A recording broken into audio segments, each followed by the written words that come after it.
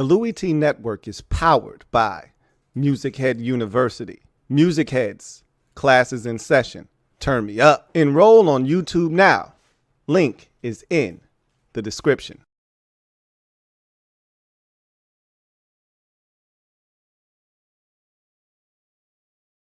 Who else could it be but me? You're me, Louie T. Welcome to the Command Post Live. You know what it is. Post up. Take command. I, of course, am your host, Louie T. Thank you for joining me. So, number of topics to get to tonight. And I love having these types of discussions this time of the year. Things are slowed down, obviously. But I always like to be self-aware. And because we have created this ecosystem that I love, I talk about this all the time. We've created this family environment, and it's sort of a bubble that we use for protection from all of the doubters, the naysayers, the negativity. There's a lot of it out there. This is a safe haven, a safe space to come in and not be judged. Although I welcome, various opinions, thoughts. I like when people think differently. I'm not opposed to hearing other theories and ways of thinking and going about things, because sometimes we don't have all the answers. I know I don't. And so there are times where someone brings something up and I go, I never thought about it from that perspective, right? So what I never want to have happen is to be the last one in the room to figure out what the overall perception is of this organization, right? That's never a good thing. You have to be self-aware. You have to be aware of what others think of you, right? Unless you're one of those people who don't care. In this particular case, I do care, right? Because sometimes we get caught up in our affairs and we lose sight of, bro, you're trash, right? Like, it's funny, because I do this with you guys all the time when we go through the schedule and, we look at certain teams, we look at games and we say, hey, we should win that game. And I'm like, who are we to say to anyone that we should win against any opponent? We don't have the right. We have not earned the right. You earn the right to be able to say, oh, that's a win. We better beat them. We are not the Chiefs. We are not the 49ers. We are not the Eagles. We are not the Packers or any of these teams that consistently find themselves in the postseason winning football games. We're not them. We're not the Bills. We're not a team that we can look at an inferior team, and say, we should beat them. The Bears came here on a 16, 17, 18 game losing streak, whatever it was, and they mopped the floor with us in our own building and put up a 40 spot on us. You don't get to say who you can or should beat on the schedule. You don't get to do that. All those rights have been revoked. So I always like to have those outside opinions of this organization and what we're doing, because sometimes we can get carried away with excitement with the things that are going on here. And sometimes you just need a cold splash of water on your damn face. And sometimes people take it as disrespect. I don't a lot of times take it as like disrespect is, hey, y'all going 2-15. That shit I showed y'all earlier this offseason. That's disrespectful. Because we won 4 games with Ronald Rivera and one of the worst coaching staffs in football. We won 4 games with that group. You telling me we're going to be worse off because we got better this offseason? I find that hard to believe. So that's disrespectful. But when someone says something that you don't agree with, that I probably don't agree with, but it makes sense, that doesn't mean it's disrespectful. That's their opinion.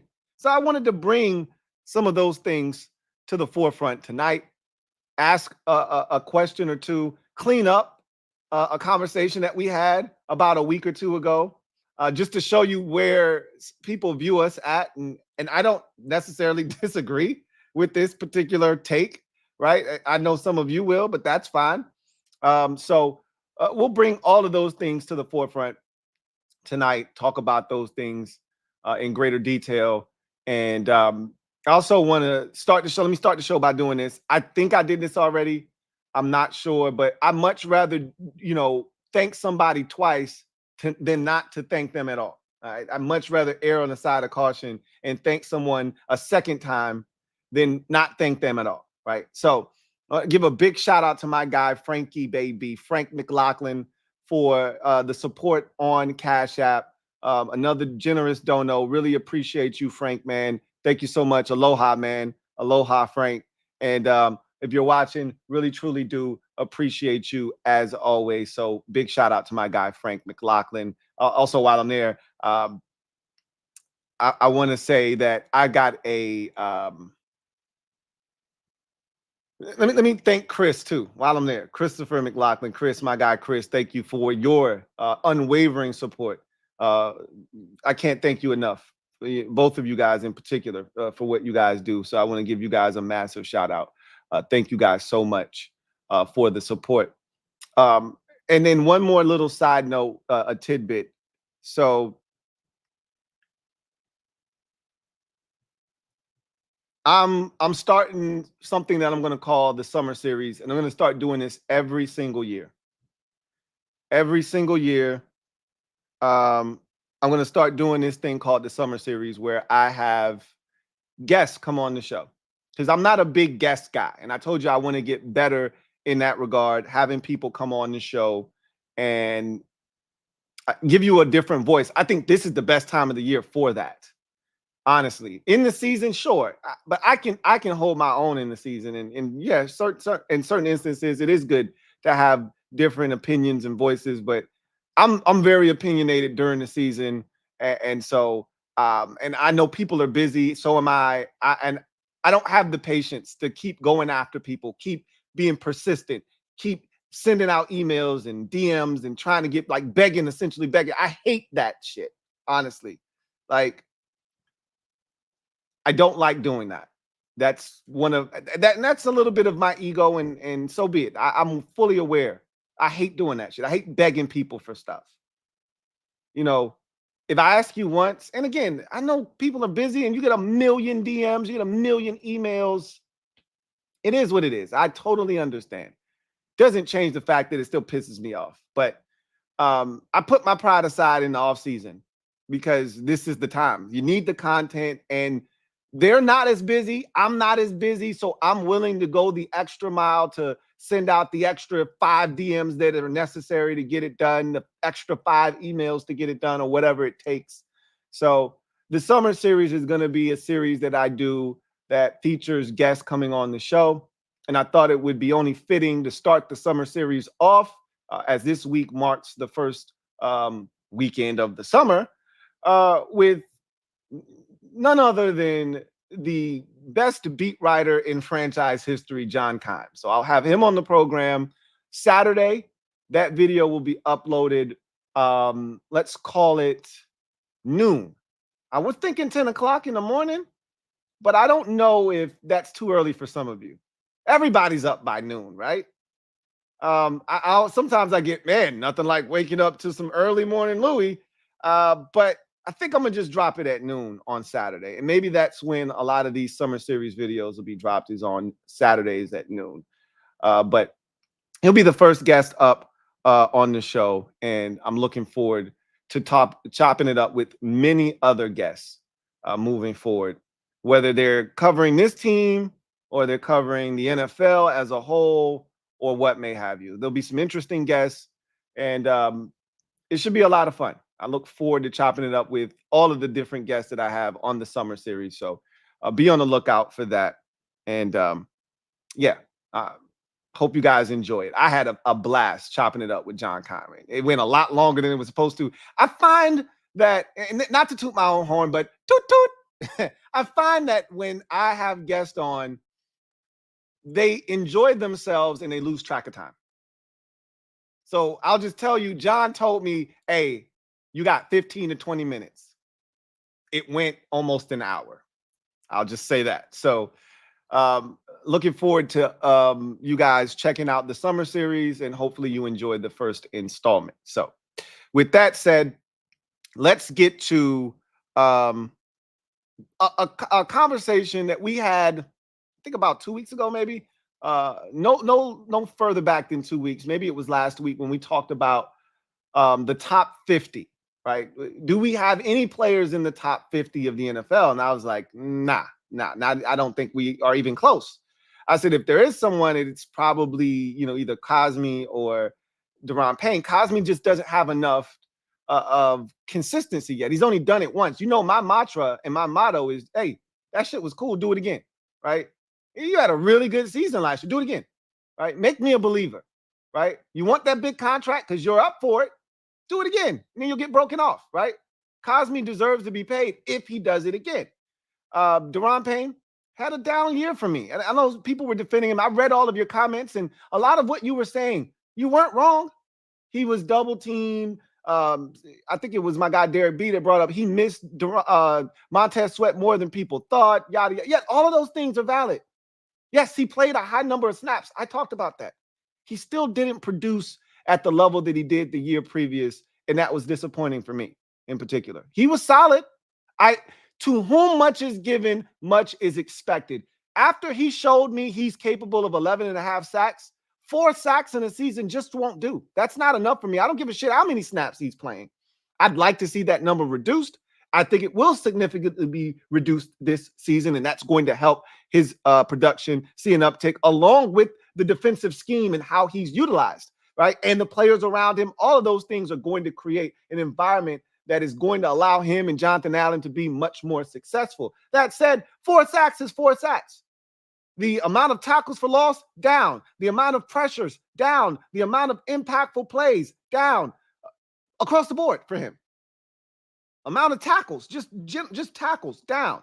So I'm looking for a big bounce back season, but I didn't think we had any players in the top 50. Now, this question arose here recently. Pete Prisco, and I know some of you can't stand Pete Prisco of CBS Sports. I don't have any issues with him. He can be a bit abrasive sometimes, but that's his personality. I don't have any issues with him. He recently did a top 100. This is the type of stuff you see this time of the year. This is the perfect time for your top 100 list, your top 10 quarterbacks list. This is the time you're going to see a lot of those things surface. You save it for this time of the year. So he recently came up with a top 100 list of his own, and there were no Commanders on that list. So I'm going to read you the tweet from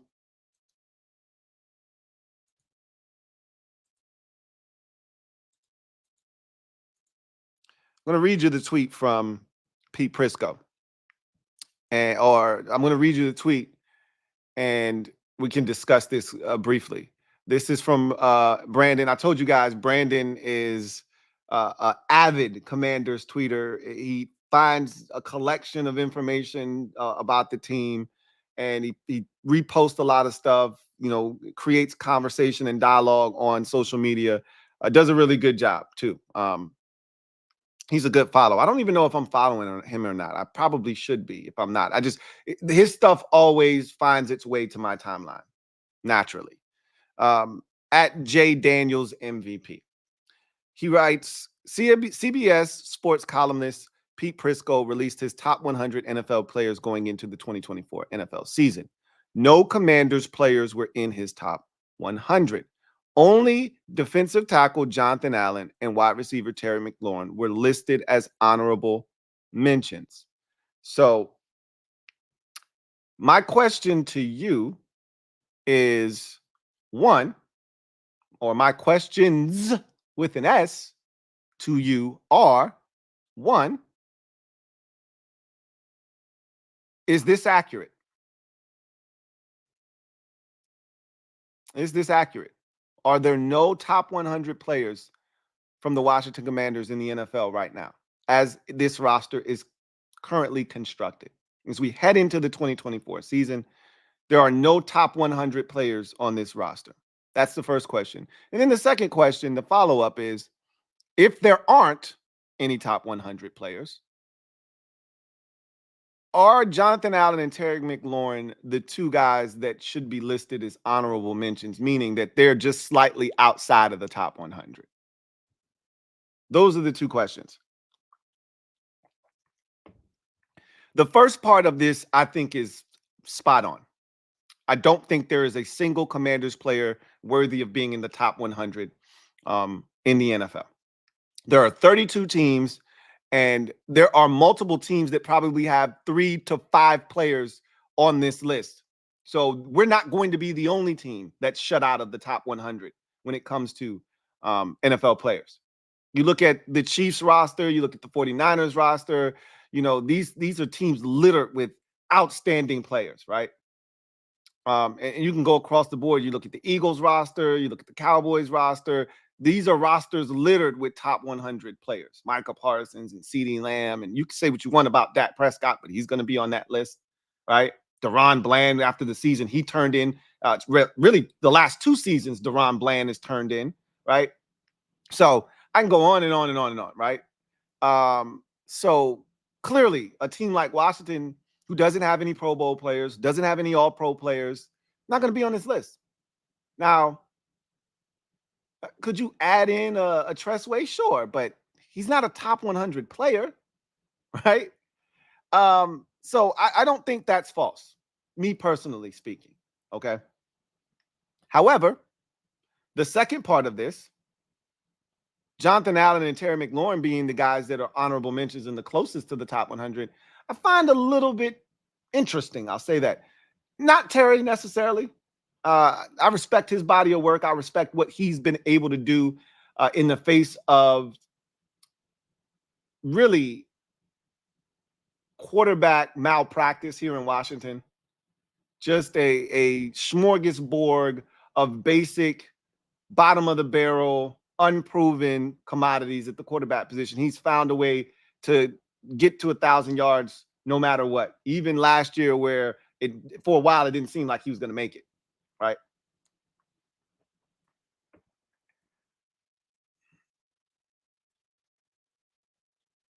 Jonathan Allen, to me, isn't even the best of the 2 defensive tackles. Now, there's a perception around the league that Jonathan Allen, because he's a leader and he's good. Don't get me wrong. I don't want you to take this as Jonathan Allen slander or disrespect, because none is intended. I don't think he's better than Deron Payne, personally. I think he's really good. I think the two are good together.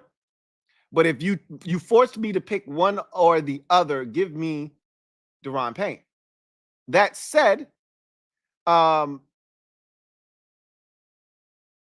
if you ask me who were the closest Commanders currently to the top 100, it'd probably be, currently we're talking about, it'd be, again, Cosme, Deron Payne, Terry McLaurin, and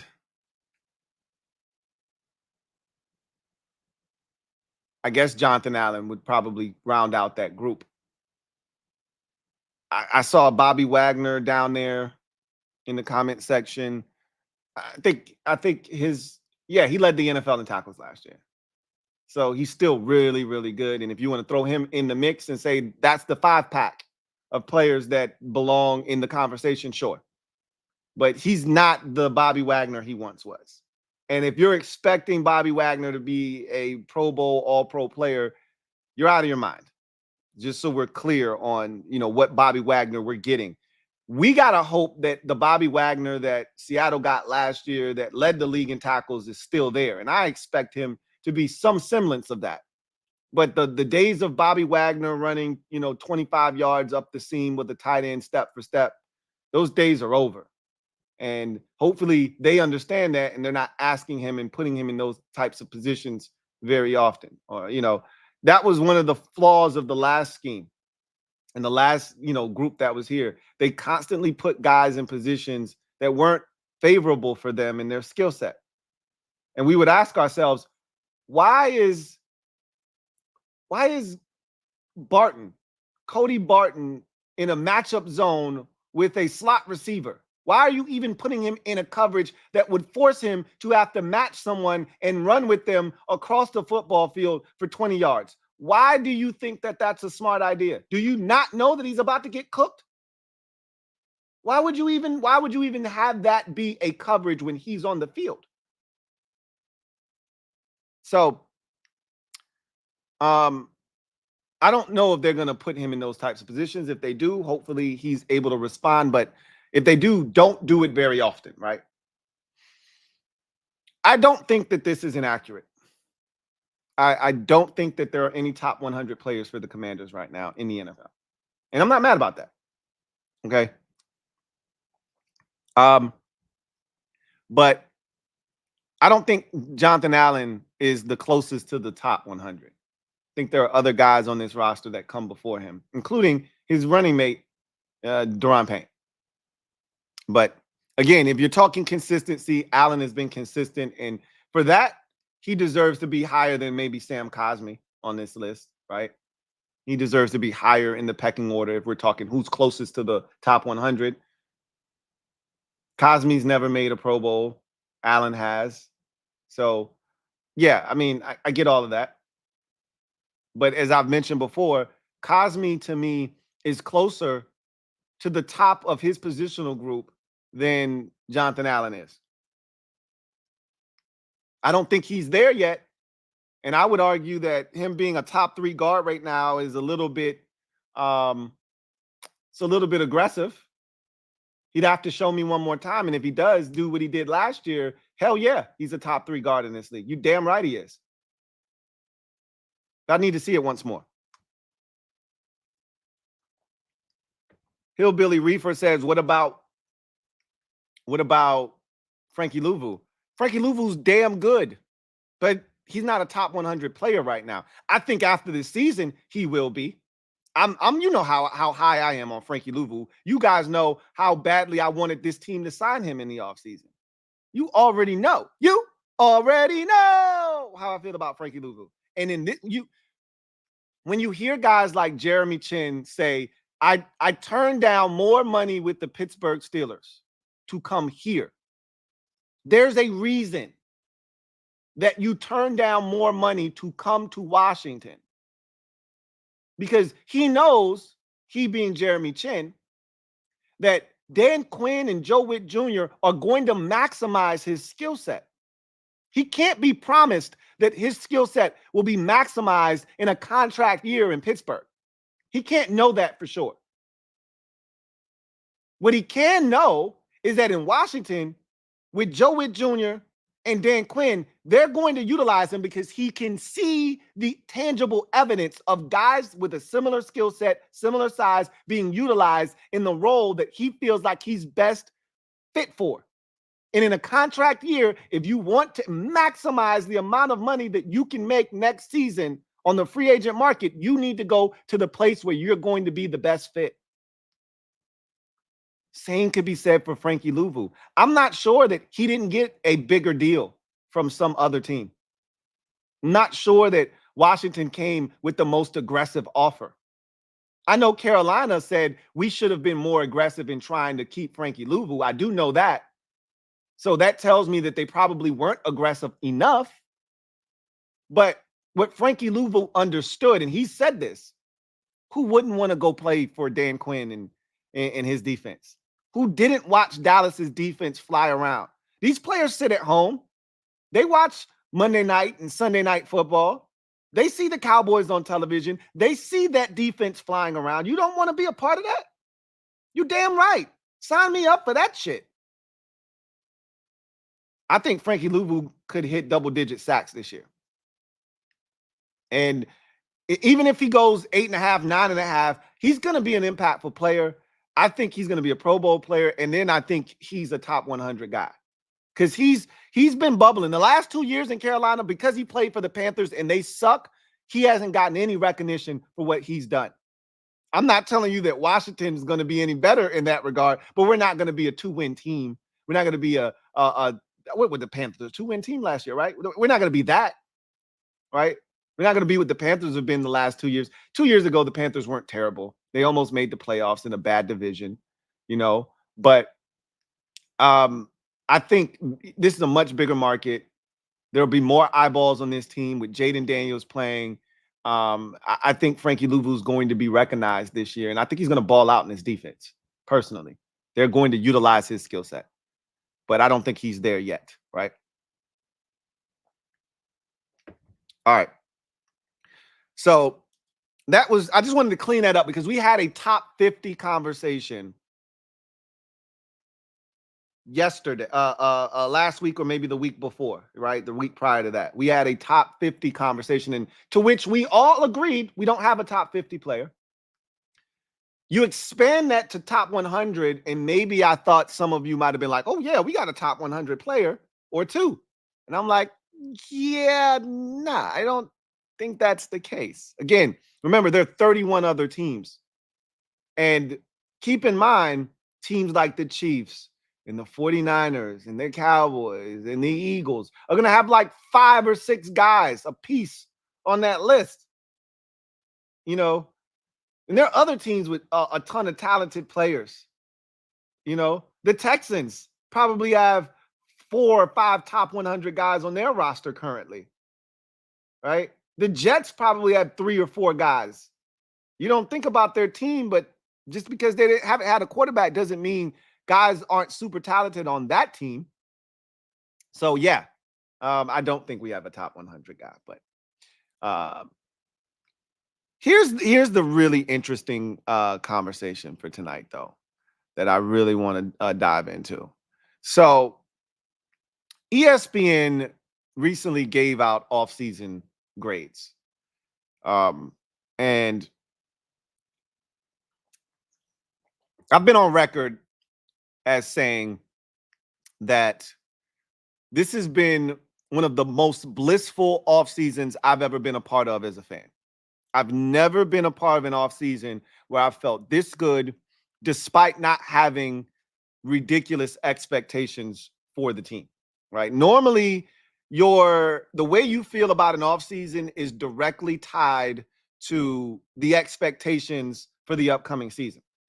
So if you're expecting a big season because you've made all of these moves and you feel really good and you think you're going to compete at a high level, that's usually how you determine how good you feel about an offseason. I'm in such a blissful spot right now as a fan that I'm not even concerned with the amount of wins we have this season. Not that I'm not looking for it. You guys already know. I tell you this every year. Even if I don't think we're going to win the game, the minute 102 hits and I'm sitting in front of my television screen or my computer screen or whatever I'm on watching the game, I'm like, let's go beat these bastards. Let's go win this goddamn game, right? That's me every single Sunday, Monday, Thursday, or Saturday, whenever the hell it is we're playing. But the reality is I'm fully aware that probably not going to win this game, right? But that doesn't change the fact that you're excited, you want to see the team, and they have a shot any given Sunday, right? However, there have been seasons, and last season is a prime example. The year prior to that with Carson Wentz, another example of me, feeling like, hey, why not? Now, those weren't great off seasons. We didn't do a whole hell of a lot. I thought we got fleeced in the Indianapolis deal with Carson Wentz. I didn't like what we gave up to get him. I thought we were bidding against ourselves. They clearly didn't want him. He was on the clearance rack, and instead of us holding tight and waiting for an opportunity, we jumped the gun because we knew that if he hit the free agent market, if he was on waivers, or not waivers, if he was a free agent, he might not choose us. And instead of waiting and waiting out Indianapolis and getting a better deal, we gave up 2 draft picks. And I thought that was too much for Carson Wentz. Not coming off of a season in which Indianapolis folded down the stretch, missed the postseason, and they wanted nothing to do with him because he didn't take the COVID vaccine. Okay, cool. Now that means he must be discounted. Then just wait. But we didn't. It wasn't a great offseason. But coming off of the year prior where you got hot late in the season like we always did under Rivera, and we just missed out on the postseason, you felt like, hey, an upgrade at the quarterback position, and who knows what could happen. Clearly, that didn't go as planned. The offensive line regressed. You know, you move on from Morgan Moses, and you add in, Charles Leno Jr., and you start taking guys away from the offensive line that were there the year prior in 2020. And we saw the line just continue to deteriorate. You move on from Morgan Moses. So you lose a piece in 2021. Then Brandon Sheriff follows suit and leaves after the 21 season. So now you got Trey Turner and Andrew Norwell at guard in 2022. It was a disaster. You were asking for trouble. But this offseason, it's been quite the opposite. It's been a breath of fresh air from top to bottom. All the moves that have been made. And part of why I don't agree with this grade, and I'll explain further here in a second, is because, and again, this is the thing that you have to take into consideration when you read articles like this and you take a look at these types of grades and things of that nature. You have to take into consideration what they're grading, right? Because that changes everything. I don't think they were talking about the totality of the offseason. I just think they're talking about on the field, the players that they acquired, and are they in a position to win more football games? They're not talking about organizational health and all of the things we did in the front office and all of the things that we've done with the coaching staff and all of the things that we've done to put ourselves in a better position for long-term success. I'm in it for the long game.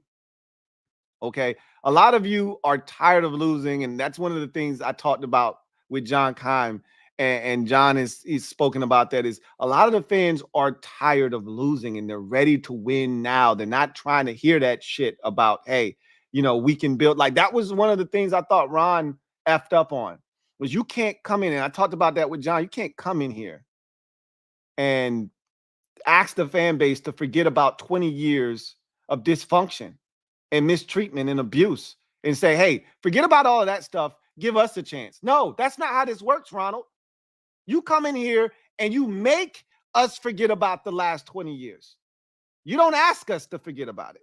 Win games, and then we won't even talk about the last 20 years. But I think this article is only judging what was done from a roster standpoint. And for me, I can't look at our offseason as just like, I can't separate hiring Adam Peters and Dan Quinn and Lance Newmark and Cliff Kingsbury and Joe Witt Jr. and Ken Norton and, David Rye and Brian Johnson and Jason Simmons. I can't separate all of that stuff. I can't say that those things don't matter, because they do. We're going to be a better coach team. And Daryl Tapp and Sharif Floyd. I can't say I'm not worried about the coaching. The coaching, you could argue, was the biggest reason we sucked ass last season. Don't tell me we weren't talented enough to compete at a much higher level than we did last season, because we were. I'm not telling you we had a superior roster to a lot of the teams we were playing, but we should have won more than 4 games last season. Better coaching. We beat the Eagles at least once. We probably should have beaten them twice. You can't convince me that they shouldn't have gone for it on 4th down, or shouldn't have gone for 2 after Jahan Dotson scores with no time left. I don't want to hear this we're gassed on offense bullshit. We need one play to win you a game on the road that you have no business stealing. Instead, you go to overtime. If you're so gassed, why the hell would you want to go to overtime? Make it make sense. Not to mention, you play on Thursday Night Football in 4 days. Do you really want to go to overtime? These are things that you should be thinking about on the sidelines if you're a head coach. Clearly, our analytics department that Ronald talked about wasn't working that day, because they didn't think about Thursday night. They didn't think about the percentage chance we had of winning the game going to overtime. None of that shit. Better coaching wins us that game, I believe. Better coaching wins us the second game against the Eagles for sure, because we had those bitches on the ropes. It's 14-3. We are dominating them, and we go for it on 4th and 1, and the best play you can run is a stop to Terry, a 3-yard stop, a 3-yard hitch to Terry. That's the best. You could have run a slant. You could have run a million things, and the best thing you can come up with is run 3 yards and stop, and I'm going to throw it to you. And it wasn't a good throw from Sam, but it wasn't going to be completed even if he threw it back shoulder. That corner was all over his ass. That's the best you got on 4th and 1. Really? Better coaching, and we win a bunch of games last year that we lost. Better coaching, we beat the Giants the first time. 14-7, are you kidding me? The Giants were so ass. They were begging to lose that game, and it took us 3 full quarters to realize, oh, he's running cover 0. We should go deep. What a novel concept. Let's take our best receiver and run him deep and see if they can keep up. Took us 3 quarters to figure that out. Or let's run a screen. Hey, they're blitzing the draws off of us. As if we didn't know that was, like, we were so poorly coached last year. It's just hard for me to separate the amount of upgrades we've done to the front office, to the staff, and honestly to this roster. I think this roster, I won't necessarily say it's 1,000% better than it was going into last season, but I think it's, for what we were at season's end last year, I think it's much better, but going into last season, I can't tell you that this roster is significantly more talented. I think that would be a tough thing to say right now, right? But we'll find out really quick if this is a better roster or not. And honestly, just off the strength of the coaching, I think they're going to be better. That's just my opinion. But as Mega just said too, Eugene Shin, like, there's so many things that you have to take into consideration. I can't separate the two, but I think this article is only focusing in on the field moves from a player personnel standpoint. And so from that perspective, maybe it is a C. Let's read what they had to say, and then we can kind of react to it accordingly. So, biggest move, drafting quarterback Jaden Daniels. Move I liked, signing edge rusher Dorrance Armstrong. Move I disliked, not upgrading the offensive line more. And I know Derek B was really big on, we should have done more on the offensive line. And I know he was also big on, look, we had too much money not to spend more of it. And I have something to say about all of that. So let's read this article first. It reads, the Commanders are heading in a new direction with a new coach and, most importantly, a new quarterback in Daniels. How they will fare largely hinge upon Daniels' performance, though we're primarily judging how they have elected to build the team around him. The team made a slew of mid-level free agency moves to improve their roster, signing Armstrong, center Tyler Biadasz, guard Nick Allegretti, linebackers Frankie Louvu and Bobby Wagner, quarterback Marcus Mariota, running back Austin Eckler, and safety Jeremy Chin. Louvu and Wagner are a fun combination that could turn linebacker into a strength if Wagner has more left in the tank. And Armstrong is a solid edge rusher who recorded a better than average 18% pass rush win rate last season.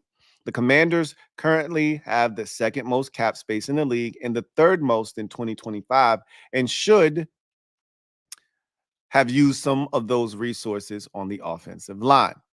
Of their 5 projected starters on our depth chart right now, Brandon Coleman, Allegretti, Biadasz, Sam Cosmi, and Wiley, only Cosmi qualified and had an above average pass block win rate at his position last season. That's not ideal for a rookie quarterback. Kendall Fuller leaving in free agency could sting on defense, as it leaves a weakness at corner. So that is what the article reads. I I don't necessarily disagree with anything that was said, particularly in this article. What I will say is, liking the Dorrance Armstrong signing, nothing wrong with that. Is he going to be more impactful than, say, Frankie Louie? I don't think so, but that's fine. Not upgrading the offensive line more. Let's talk about that. Okay, let's talk about not upgrading the offensive line more, right? Because I was very adamant this offseason, very adamant this offseason that there wasn't but so much you could do on the offensive line. And remember, I've been adamant telling you, you can't fix everything in one offseason. They did a lot. They overturned this roster again. We have the highest turnover rate of any team in the NFL. There was a lot of work that needed to be done. So there was only so much you were going to be able to do effectively and make it worth your while. You don't want to just be spending, like Derek B was like, we should have spent more of that money. It doesn't roll over, right? You can't add on to it. Yeah, that money does roll over, actually. Back in the day, before a lot of you had cell phones, you don't know what this is about, but there was a such thing called rollover minutes with your cell phone, right? These unlimited plans, now everybody's got if you don't have an limited plan, what the hell are you doing, right? Everybody's offering unlimited minutes. That's a thing of the past. Matter of fact, I'll save that for a podcast episode, right? But if you had 500 minutes and you only used 470, guess what? Those extra 30 minutes that you didn't use, they rolled over to the next month. Now you had 530 minutes to use, right? That's how the cap works. If you don't spend it this year, guess what? It goes to next year's cap. You still have it to use, right? So you don't just spend just to spend. You spend to get results. And this was not a great free agency class of offensive linemen. Now, there were some guys that I thought could help. And I gave you some of those names. John Runyon was a guy that I thought could upgrade the guard position. He's now with the Giants, I believe. Giants.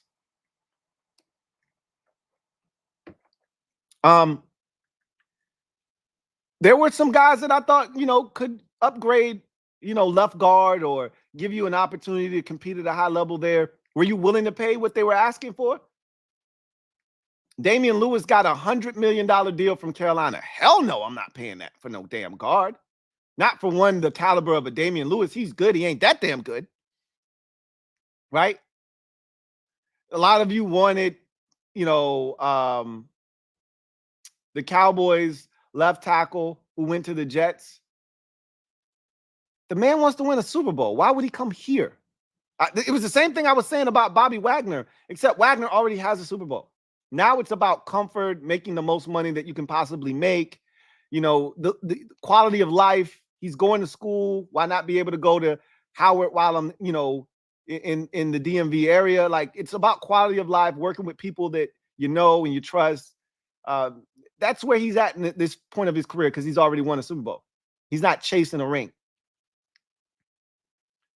But when I look at the offensive line, there wasn't like standout tackles available. There weren't these exceptional guards. We got a solid center in Tyler Biadasz to upgrade that position that's been, nagging us for the last 2 years in particular. So, look, could they have done more? Maybe. I know Nick Allegretti isn't sexy as a name. I get that. But Nick Allegretti may come in here and be exactly what we need him to be at left guard. Who knows? Maybe it isn't. We didn't do enough at left guard. I can assure you that the tackle market wasn't one that you wanted to get caught up in. Like, if we're sitting here arguing over why we didn't give money to Jonah Williams, then you got a problem on your hands. Because Jonah Williams isn't a stud left or right tackle. If you're crying over not signing Mekhi Becton, I'm not. You know why he sat on free agency? well after the free agency period started. We were a month into free agency. We were closer to the draft than the start of free agency when he got his deal. Hell, we might have been after the draft, as a matter of fact. He might have been a day or two after the draft, the Eagles signed him to that one-year deal. I'm not crying over Mekhi Becton. Clearly, they didn't want him. So, like, there wasn't anything out there. It's not like a Trent Williams-esque tackle was available and we were like, nah, we good. Those guys don't usually hit free agency. So, I don't really know what else they could have done. Could they have gotten an upgrade at right tackle? I think you could have found somebody better than Andrew Wiley. I don't disagree with that. I really think you could have spent money on a Jermaine Illuminor, who's a swing tackle, and given him an opportunity to see if he could start at right tackle. You could have paid, and it wasn't going to cost you a pretty penny to do it either. Like, sure, I would have invested in somebody like that to see if he could come in here and compete at right tackle and push Andrew. I wouldn't just given Andrew Wiley the job. Hell no. That I do agree. We could have done more there. But left tackle, it was going to be what it was going to be. I'm not mad that they brought back Cole Luke. I'm not mad that they drafted Brandon Coleman in the 3rd round and they're going to let those two battle it out, because there wasn't really much more we could have done.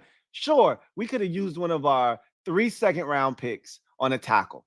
You know what they said? We don't love any of those tackles. And guess what? We love these players more. Are you really going to fault them for taking the best player available, which is what we always claim we want them to do until it doesn't fit your narrative? You can't talk out of both sides of your mouth.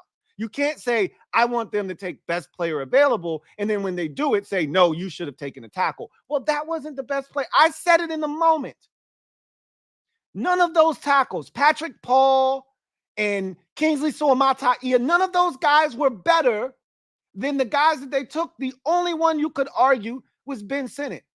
They clearly have a plan for Ben Sinnott, and they love the way that he plays. And coming from San Francisco, seeing a Kyle Juszczyk, seeing a George Kittle, they want a guy like that on this team. Can you fault them? No.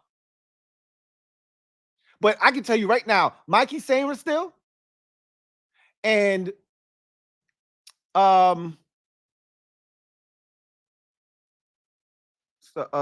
well, those were the two guys. Mikey Sainristil still was definitely, and Johnny Newton, because they could have taken a tackle at 36, which again, the value was simply not there. But Mikey Sainristil still was definitely better than any of the tackles that were available at that point. Ben Sinnott is the only one you can argue, and I personally like the pick. Another weapon for a young quarterback and a guy that's a Swiss Army knife that you can move around. And in a league where you look to create mismatches and advantages offensively, Ben Sinnott looks like he's the perfect guy to help you do that.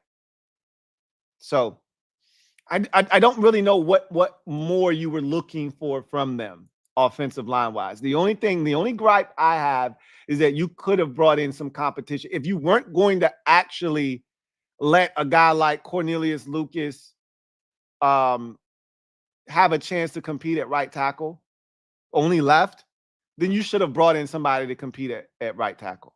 Like Andrew Wiley didn't play well enough last year for him to just be given the keys to the right tackle position with no competition. And I just don't think that was the right way to go about that. But honestly, yeah, they said we made a slew of mid-level free agency moves. That's accurate. Frankie Louvu is considered mid-level, right? We paid him $36 million over 3 years. It's the same type of contract I think we paid Curtis Samuel, if I'm not mistaken. But that's a mid-level contract. Again, Frankie Louvu isn't viewed as a Pro Bowl player right now. I think he's got a chance to become a household name here in Washington under Dan Quinn. I most certainly do. But he's not that right now. The biggest name that we signed in free agency was Bobby Wagner. And again, Bobby Wagner is in the twilight of his career. He's not the Bobby Wagner from 5 years ago. Still highly effective and better than anything we've put out on the field at the linebacker position since London Fletcher. You got to go back. What was that? 2013 is the last time London Fletcher played on an NFL field. So, I mean, what are we talking about, right? So, I don't disagree with the things that were said. It's just hard for me to stomach that an offseason that was as efficient as this one was. And whether you like the amount of money that they spent, I think they did a great job. And, you know, we've heard Adam Peters talk about optionality, not spending a whole heap of money. Like a lot of you want to go after Brandon Ayuk. He's not going to trade for him. But if he hits free agency next year, you damn right he might go after him. Well, not signing anybody to massive contracts this offseason puts you in a position that you can sign a Brandon Ayuk next year and spend that kind of money. Sure. You're damn right you're going to be in a position to do that if you so choose. If there's a free agent tackle that hits the market and he's young and he fits the time frame and you love his game, you can spend on him. Absolutely. And I think you're a fool if you don't think that how we play this year is going to impact how aggressive we are next year. We saw it happen already once before, even though I thought it was fool's gold. We talked about this. I said the best and the worst thing that happened to Ronald Rivera here in Washington was him making the playoffs and winning the division in his first season. Because in 2020, we weren't good. We were a terrible roster. We weren't a good football team. We weren't close to anything other than mediocrity. And yet we won a bad division, and it made him feel like we were close to something that was a mirage. And instead of him saying, nah, I told y'all I was going to take 3 years, we're going to continue to build this thing, he started trying to swing for the fences. And then the expectation of the fan base heightened when it shouldn't have. It made them start skipping steps. He started trying to skip steps, and your end result was a 2021 season that was disjointed.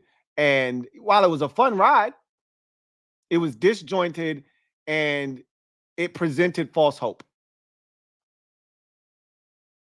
This crew isn't going to do that. They're not. And our owner, Josh Harris, said, we're not looking to cut corners. Sustained success, you can't cut corners. There's a process and there's a way to do things, and you got to find a way to do it in a timely manner, but it's got to make sense. But I keep talking, a lot of people keep talking about the Houston Texans and what they did last year. My rebuttal to that is the Texans were already building. Nick Caserio was already there for 2 years, right? They hit it inside straight with CJ Stroud and DeMeco Ryans. That's facts. You got to get those things right. You got to get the head coach and the quarterback right in order to have sustained success. Generally, you can't have the type of success you're looking for with that situation. You got to have both. You can't have one without the other. But they were already building in Houston. Now they're because CJ Stroud is in his rookie contract. That is the best window for you to win a Super Bowl. That's why the Seahawks went to 2 Super Bowls, because Russell Wilson was on a rookie contract. They never went back afterwards because you have to start paying guys, including Russell Wilson. They never went back. That's not on accident. It's not a coincidence that it went that way, because you got to start paying guys. And he wasn't a first-round pick, so you didn't have that extra year.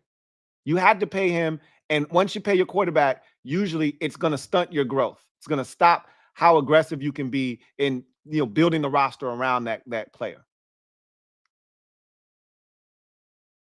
So the Texans understand that, and that's why they're going for it. You best believe if Washington has a 10-win season this year and we win a playoff game, you best believe next year they're going to go after it aggressively. But if this season goes the way that I think it's going to go, 7 wins, highly competitive, but you just, don't win a bunch of those games that are close because you're a team learning to win. You're young, but there's promise here. They're going to continue going about the process the same way they did this offseason. A lot of these smaller signings, more. There'll be 2 or 3 more guys that are core players, like Dorrance Armstrong. He's a core player. That's why they gave him a 3-year deal. Frankie Louvu was a core player. That's why they gave him a 3-year deal, right? Tyler Biotish is a core player. That's why they gave him a 3-year deal. A lot of people are going to talk about the 1-year deals, and there are plenty of those, but intermingled in those 1-year deals are 3-year deals with core players that they believe in. They're going to do that again next year. They're going to be a bunch of 1-year signings, 2-year signings, guys that are here like Austin Eckler. It's a 2-year deal. He's here to fill a void for 2 years until they find the next Austin Eckler, right? He's not a part of the long-term solution here. He's here to help us as we try to get to the position where we're ready to win. But next year, we'll bring in another guy that are on 3-year deals that they believe in. They may sign a Brandon Ayuk to a 4 or 5-year deal next year and pay him big money. They may do that next year. But that's not where you are right now, right? And a lot of people don't understand that concept. But I think personally, this was an A-, B+ offseason, depending on how you look at it, right? If you're of the mindset that they didn't do enough on the offensive line, could have spent more money and more resources on the offensive line, and I don't disagree with that. At a bare minimum, you could have brought somebody in here to compete at right tackle. I don't disagree with that.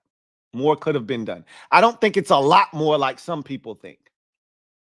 Personally, I think you could have given Andrew Wiley competition at right tackle. I don't think he earned the right to be the unquestioned right tackle going into camp. I don't think he earned the right to do that.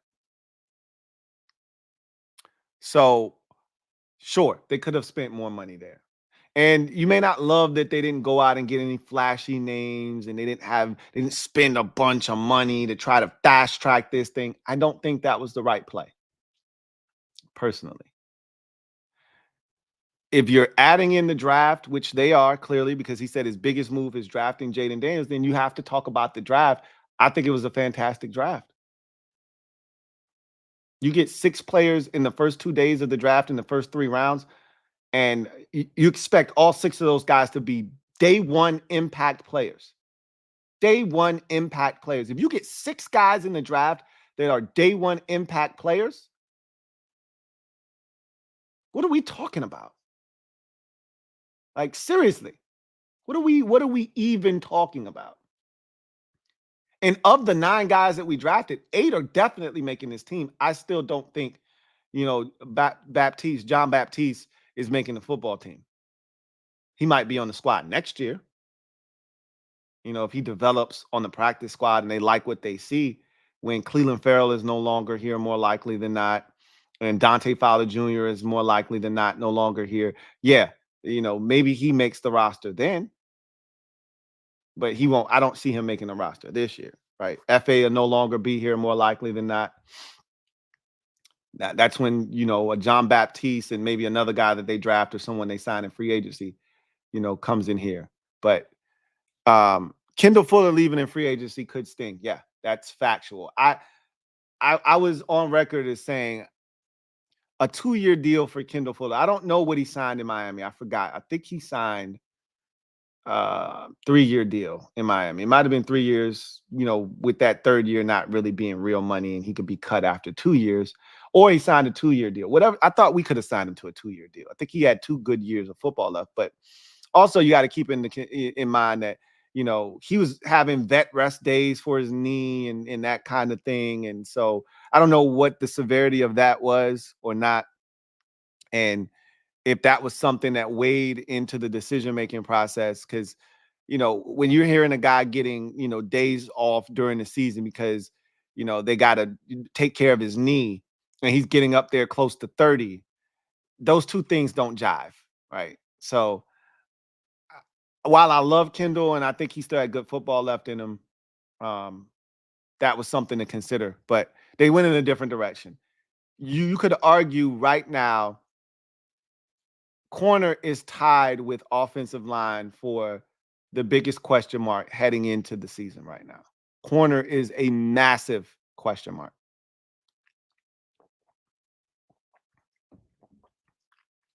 So, again, we'll see what happens, but I think this is an A-, B+ offseason for me, just because of all that was done.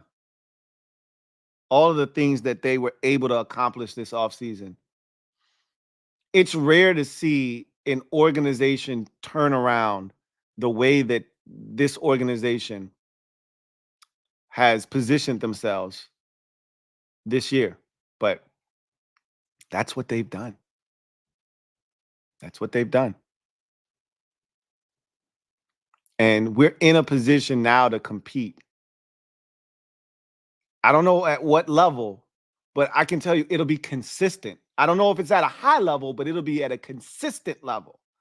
The days of, getting your ass whooped by 30+ points at home 4 or 5 weeks in a row, that shit's over with. We might have 1 or 2 games this year where we just outclassed.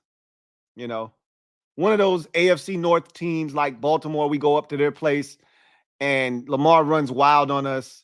And we have issues with breakdowns because of Lamar's ability to break contain, and guys are running open down the field, lack of communication, shit like that. I could see that happening.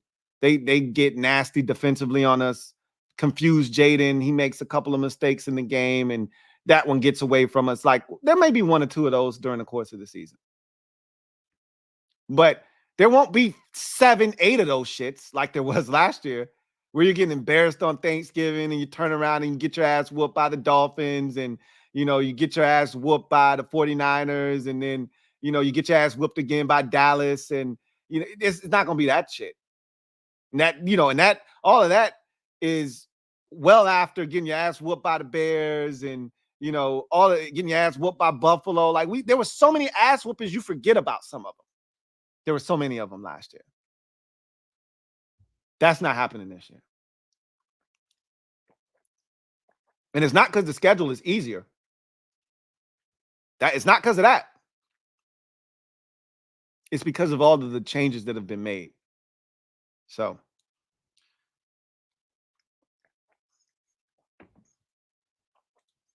let's go ahead and get to the comment section and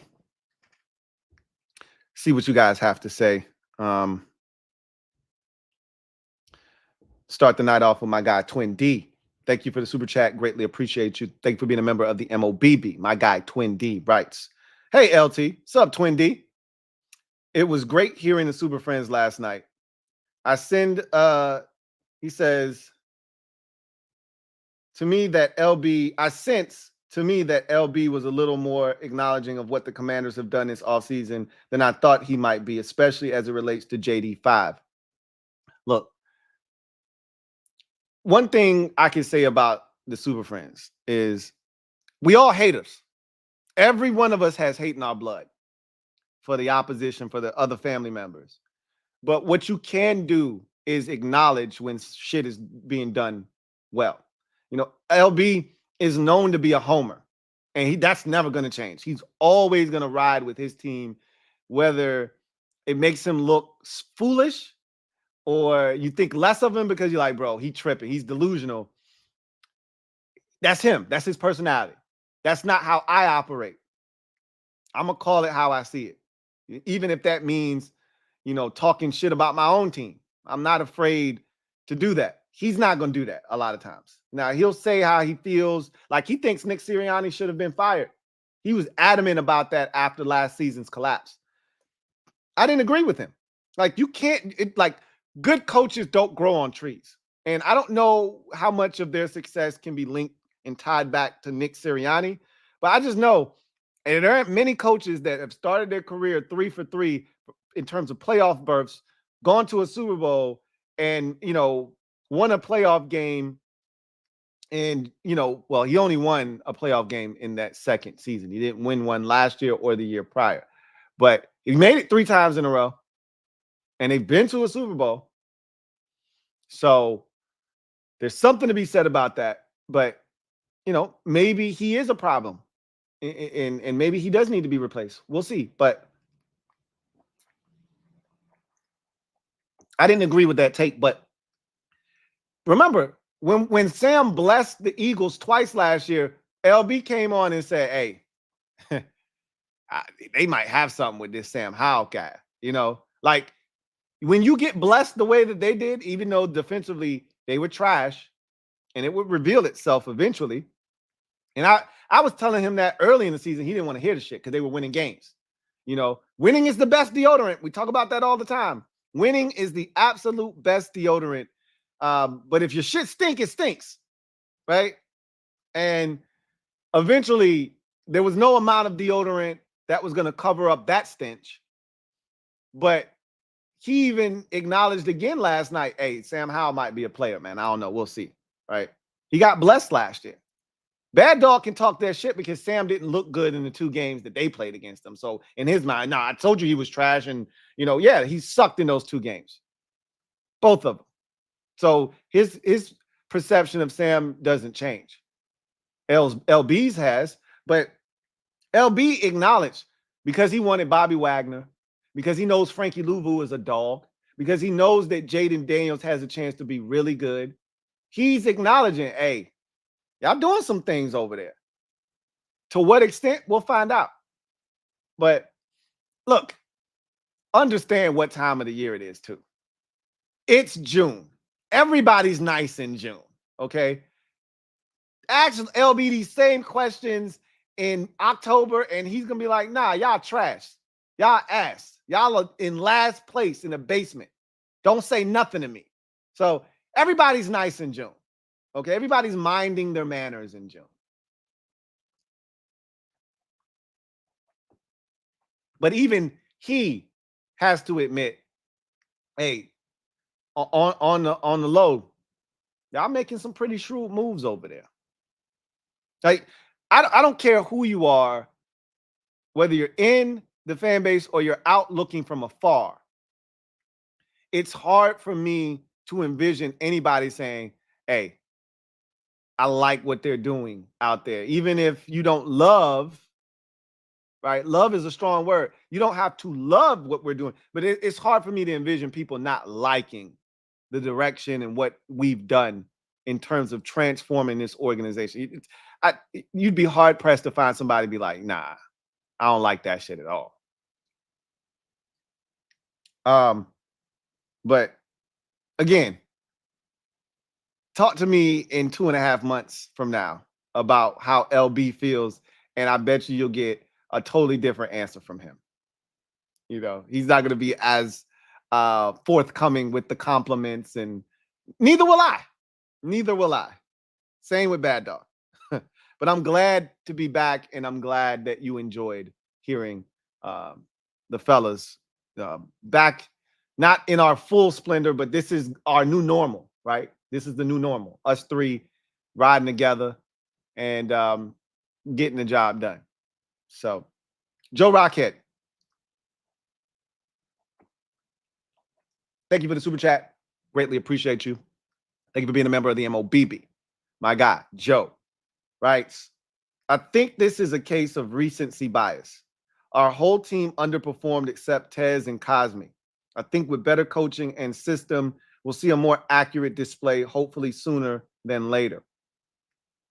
And yeah, there's definitely recency bias involved, but that's the point of these lists. They're supposed to be ever changing. I don't give you credit for what you did 2 years ago. If you didn't do the shit last year, then somebody who did do it last year is liable to take your spot. That's what these lists are supposed to reflect. So yeah, there is a aspect of recency bias, but it's supposed to be built into the list. Like, Russell Wilson shouldn't be on this list because he's had a borderline Hall of Fame career. He's been asked the last 3 years, essentially, 2 for sure, right? Those 2 years in Denver were abject disasters, epic fails. He shouldn't still be on the list because he's Russell Wilson. No, he's not a top 100 player right now. So, yeah, there is a recency bias, but that's supposed to be the case. You got to earn it year in and year out in this league.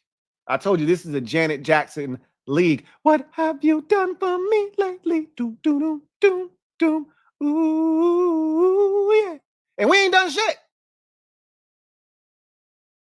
That's the bottom line.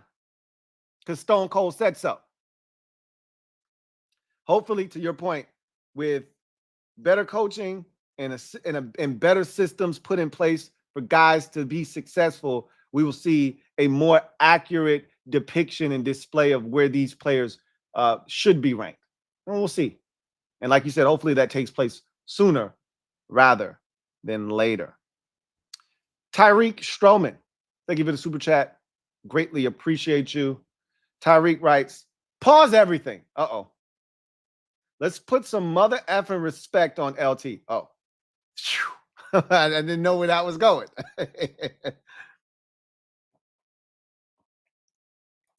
Give this man his flowers. I always like to give dudes a cold one, right? I'm not big on giving guys flowers.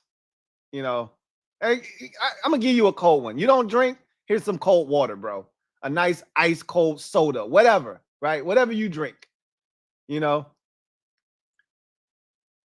But I appreciate the flowers.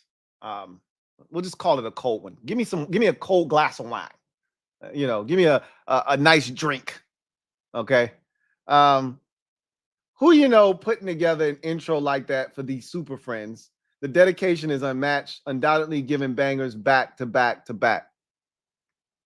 It's crazy that you even know that I'm doing all of the administrative work, but I am. I'm not denying that. So, and I don't mind. I think that's part of my controlling nature. I like to be in control of things because I like them to be done a certain way. Again, that's the creative part of my brain. So I appreciate the acknowledgement. I do. It's always nice to be appreciated. There's nothing wrong with that. So big ups to my man Tariq. Really appreciate you. And thank you for the love, man. Really, truly appreciate it. And I'm feeling the love right now. Twin D. Thank you for the super chat. Greatly appreciate you. Double up. Thank you for doubling up. My guy Twin D writes, we've learned that 4 Kings members, Ed Oliver is about 6'4", 6'5". Super friend LB is 6'3", and Bad Dog lives in the gym. What is the tail of the tape for LT? I'm an average dude, man. Ain't nothing crazy about me. Like Ed used to play ball, right? If you go to his channel, he's a hooper. He loves basketball more than he loves football. So Ed used to play ball, so he's a taller guy. LB is a big dude. Like I seen a photo of him at at the Commanders game. As a matter of fact, he was with a fellow Eagle fan. It's crazy. That's nasty work that he's posing for a picture with an Eagles fan at a Commanders game. But that's how many Eagles fans were in attendance. More of them than there probably were of us. But he was huge. He was towering over that fan. Not to say that, you know, that guy was all that tall, but still you could tell he was much taller than that guy. So, you know, that shows you Bad Dog is definitely in the gym. I'm somewhere in between. I'm not super tall. I'm 6 feet. Again, I'm average height. I think that's slightly above average. But I'm 6 foot. Solid build, you know, nothing crazy. I don't have, you know, biceps on top of biceps like Bad Dog, but I handle my own in the gym, right? So when you meet me, it ain't gonna be anything overwhelming, but I'm not gonna be one of these dudes that looks like I sit in the house and play the game all day either, right? If that makes sense. So yeah. I wish look, I'm gonna be honest with you. If I was 6'3" or better, I'd be an athlete somewhere doing something. I brainwashed myself as a kid. I felt like I needed to be 6'3" to be, you know, 6'2", 6'3" to be a tremendous athlete. And that's not true. But I brainwashed myself into thinking that. And I thought I was gonna be that. I was a really tall kid for my age. I just stopped growing, you know.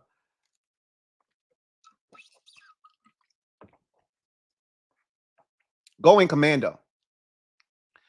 Thank you for being a member for 25 months.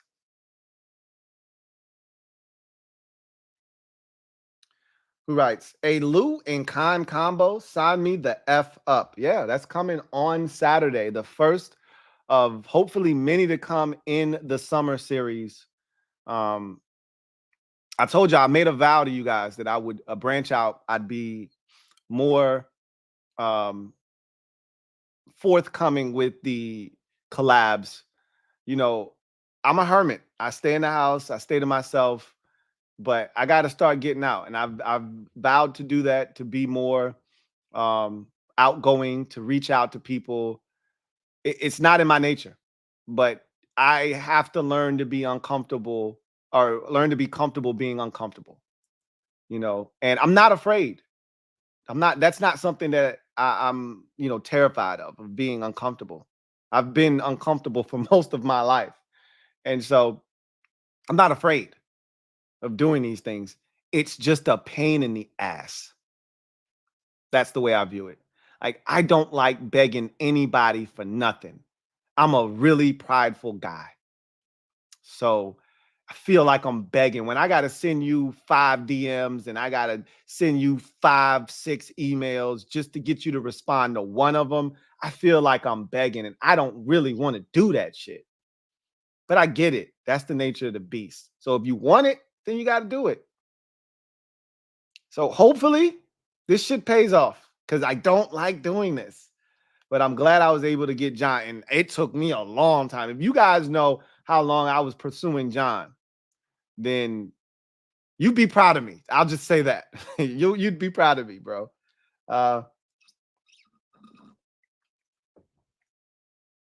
Damn, DC dude, you pictured me being 5'6"? Come on, bro. What are we doing right now? Stop the madness. 5'6"?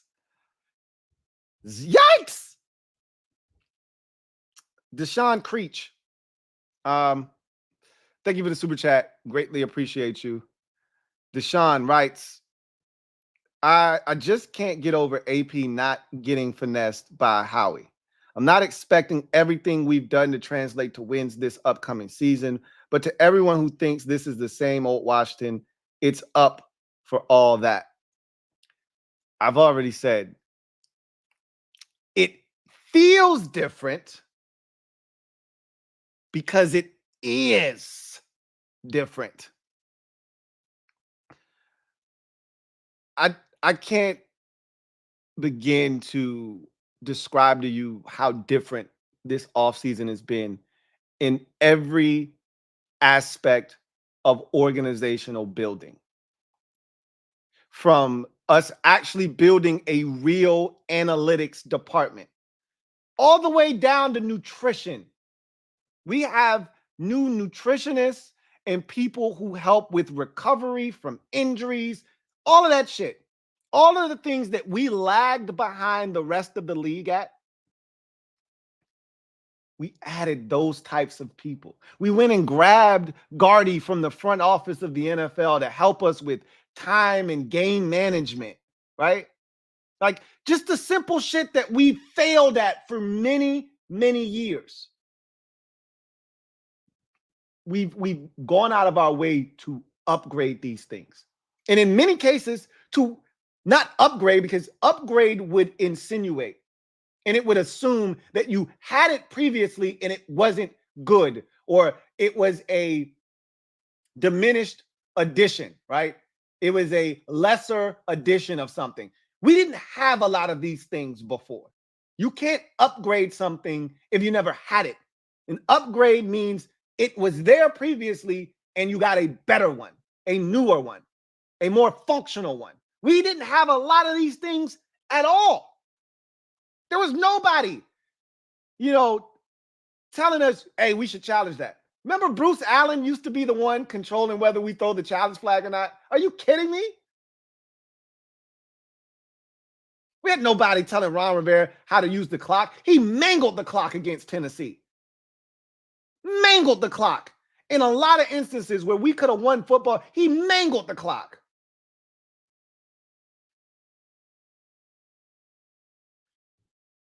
those things shouldn't be happening anymore. Going for two, not going for two, I think they're going to make smarter decisions in those situations. So it's not the same. I've said this already. I can't remember the last time we had a situational pass rusher here. We might have two of them this offseason, right? If Jamin Davis works out, he and Dante Fowler Jr. might provide us with two guys who can get after the quarterback in a limited situational pass rushing role. We haven't had that in ages. You know how many teams have that? The Jets just let a guy walk who signed with the Eagles and Bryce Huff. Situational pass rusher got them 10 sacks. Like, what a luxury that is.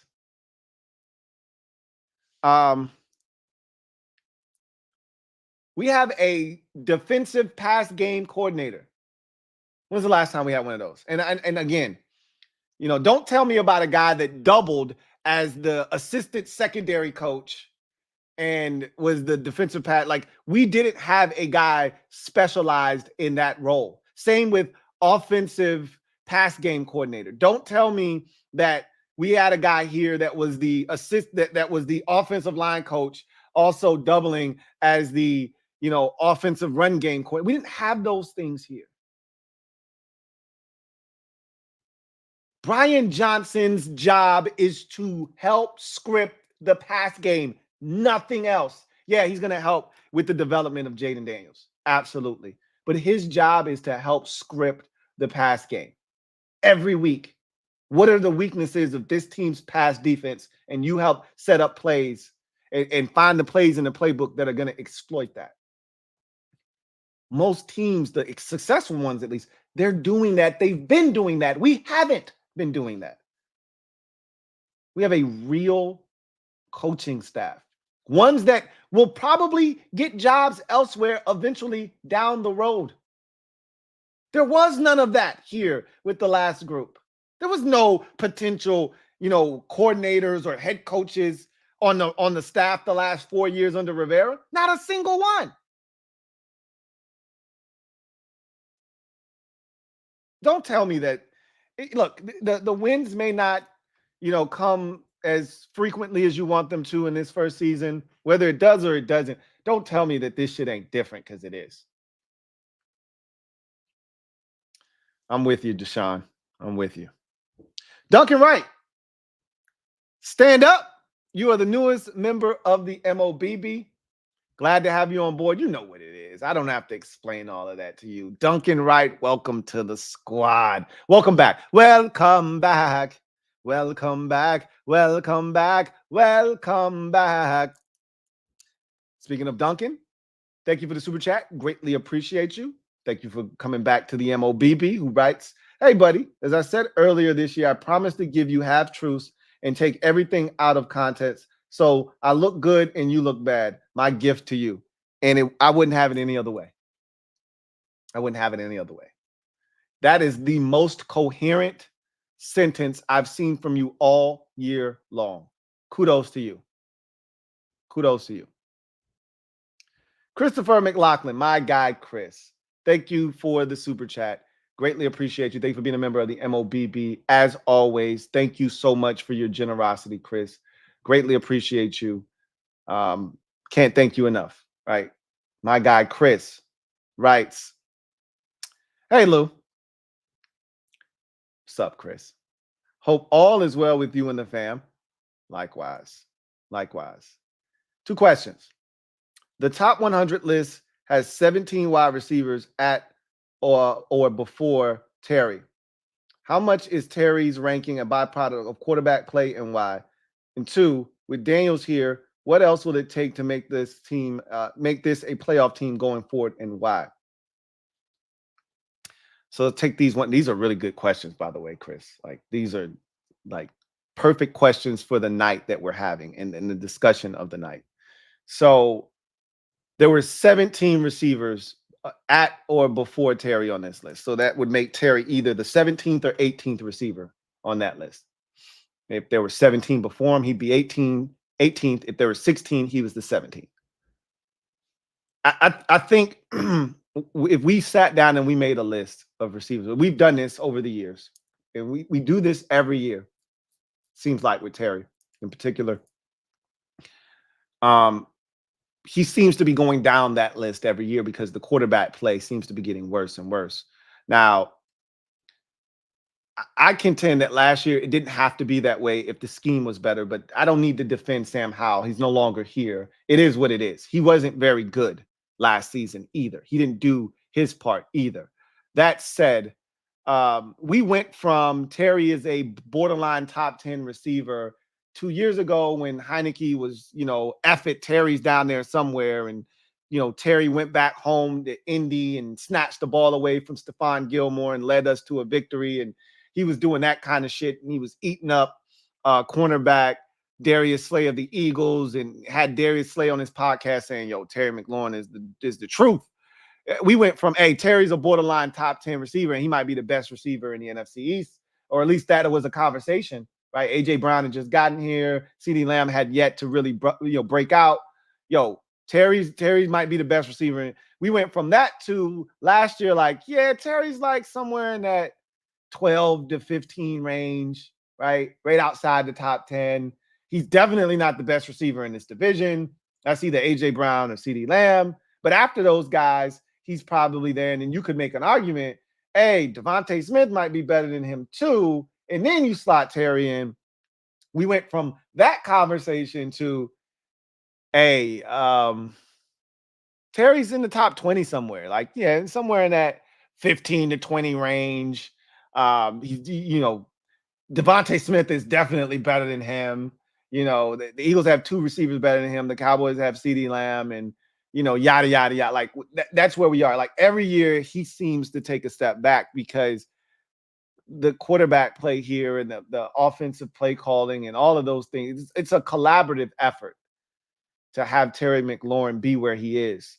Look, Terry isn't the most athletically gifted. He's not the best run after catch. He's even admitted that. He's said that that's something he wants to get better at this season, and he's been working tirelessly to get better at it.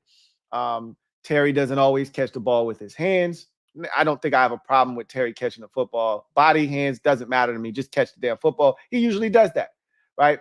Not the best 50-50 ball guy. I thought he could have helped Sam out some last year. There were opportunities for him to go up and make plays, and he didn't do it last year, I thought.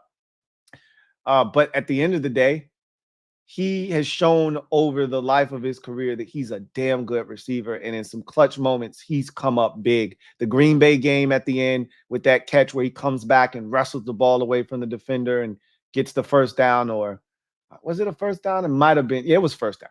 Gets the first down and really allowed us to kind of ice the clock there. The Tampa Bay game against Brady, when we thought our season was dead, Chase Young gets hurt in that game. We're 2-6 coming off the bye. Montez Sweat has a broken jaw and is not going to play another game. We didn't know it at the time, but he wasn't going to play another game the rest of the season. We're 2-6. We stink. And we go on this marathon, 20-play, 11-minute drive. And Terry has that hellacious catch where he takes that massive hit. How they don't call some sort of defenseless hit on a receiver, I don't know. He seems to never get those calls, but he held on to it, got up, beat his chest, and I went nuts. The Atlanta game in the Dome when, Heineke's just throwing up YOLO balls and Terry's going and getting it, and, the Indy game, like he's had his moments. We've seen enough of them to know that this guy is one of those dudes in the league. There is just not enough of them because he doesn't get the opportunities that a Justin Jefferson or a Jamar Chase or a CeeDee Lamb is catching 130 balls. Justin Jefferson's he's catching 130 balls. They're getting, 180 targets. Terry's not even close, right? He's not even close to getting the amount of volume that these guys are getting. He would put up Amon-Ra St. Brown numbers. Amon-Ra St. Brown caught 120-something, 30-something balls last year. Terry hasn't even come close to that type of volume. And you can go look at his attempts. A lot of those attempts aren't even like real attempts. Like Terry will have a game where he was targeted 9 times and he caught 4 passes. 3 of those were throwaways. In his vicinity, he's the closest receiver, so technically it's a target, but it's not really a catchable target, you know? So, yeah, look, if we made a list right now, I bet you, like, I don't know the 16 or 17 receivers Pete Prisco put in front of him. I don't think he's wrong. I bet you if we went through that list, yeah, he better than Terry. Some of y'all are delusional. Some of y'all are going to ride for Terry. And some of you have blind faith in like, nah. If Terry we can't play the if Terry had a better quarterback game. Is this guy better than Terry or not? And I in most instances, I bet you the answer is yes. I mean, we could probably run off 12 to 15 receivers that are better than Terry just off the top of the dome. You know, it's not hard to do because there's a lot of good receivers in the NFL. A lot of good receivers in the NFL. We've done this exercise already. I took out a pen and a pad last year, and I gave you like 15 names of receivers, and we went through, and a lot of y'all were like, nah, Terry's better than Garrett Wilson. Bullshit. Terry's not better than Garrett Wilson. Get your head out of your ass, okay? He's not. Last year, we argued, was he better than Amon-Ra St. Brown? I was like, yeah, I think he is right now. Not anymore. Not anymore, he's not. So, yeah, I really think that we could sit here. I mean, the Dolphins have 2 receivers. The Eagles have 2 receivers. That's 4 right there, right? That's 4 guys right there. You could argue the 49ers have 2 receivers. I don't think Deebo Samuel's a better receiver. All-around player, yes. Receiver, no. The Cowboys clearly have 1. The Vikings have 1. The Bengals have 1. Do I even need to keep going? We're almost at 10. You see how easily you could get to 15, 16 receivers before you get to Terry? It's not hard. A lot of receivers in this league. A lot of them really good, right? Anyway, it's a lot of factors that go into why Terry is so low on that list. All right. With Daniels here, what else will it take for this team to make a playoff, make this a playoff team going forward, and why? So obviously, Jaden Daniels has to be the guy that we drafted him to be. Let's move that aside, though, because that's a given. If he's not worthy of the number 2 overall pick, if he doesn't blossom into that guy, the franchise guy that we've yearned for decades, then all of this is a moot point. But assuming that he does, what do you need around him? Well, I've already said that the heartbeat of this team this year is going to be the defense. I'm steadfast on that. I'm not backing down from that. I will be more shocked than Eric Bieniemy not being a good offensive coordinator if this defense isn't good. As shocked as I was last year at Eric Bieniemy's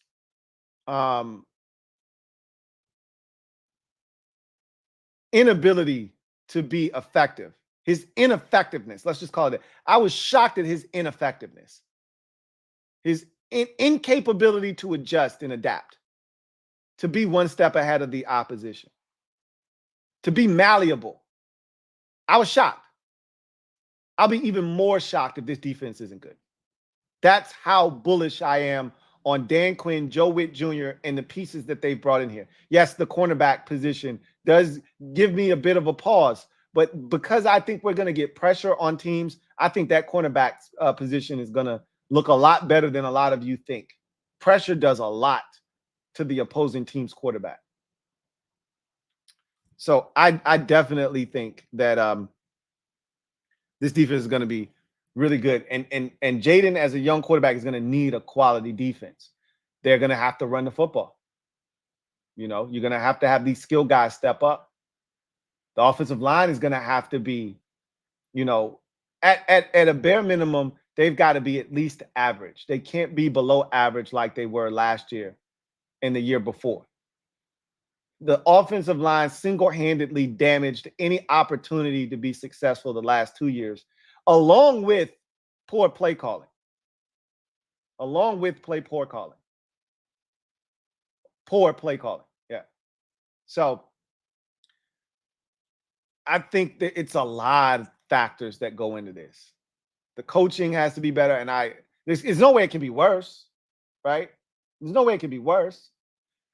The offensive line has to be solid, but again, you can scheme it up to a certain degree, but at some point, guys are going to have to be able to protect.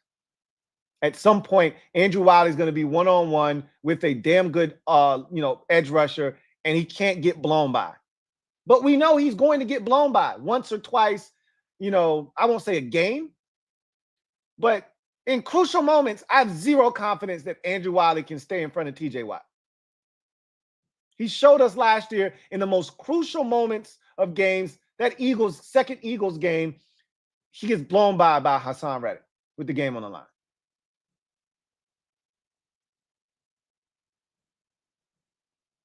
What's to stop Myles Garrett from doing it this year, or TJ Watt from doing it this year, or Trey Hendrickson from doing it this year? I can go on and on. We see a lot of good pass rushers this year.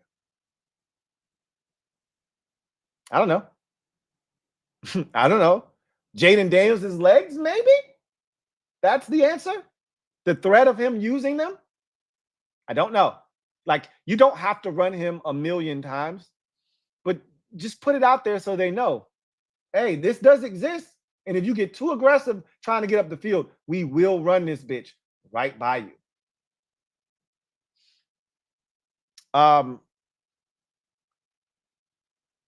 There's a lot of things that have to fall into place. The defense has to be what I think they're going to be.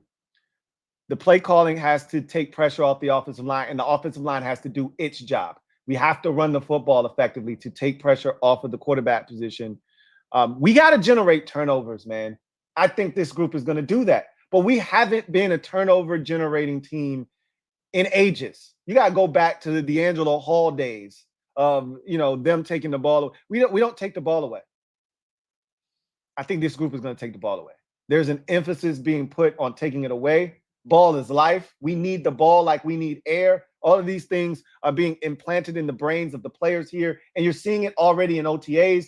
And wherever Joe Witt Jr. goes, wherever Dan Quinn goes, turnovers follow in bunches, and I don't think it's going to be any different here. So I truly believe the turnovers are coming. That's going to be key. We got to force and create turnovers, and we have to take care of the football. Special teams is going to play a much bigger role this year than in past years, right?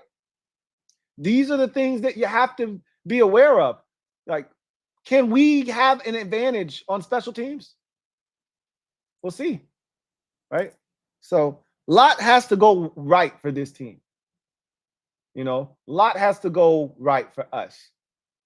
But it starts with the quarterback position, obviously.